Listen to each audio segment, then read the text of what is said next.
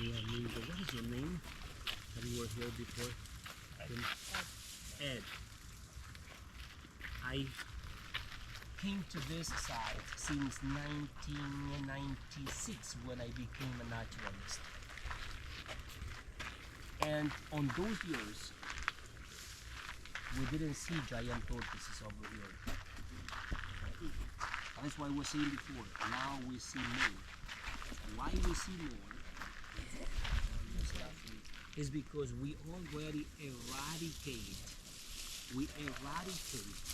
goats from this side of the island. So that is why we can see more. They were having competition for food with goats.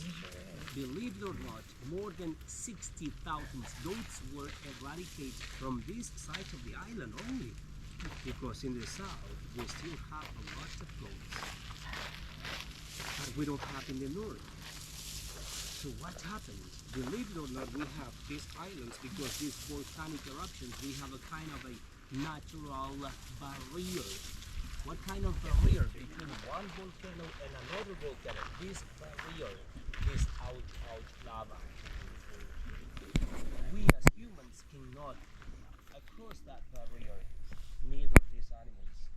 I saw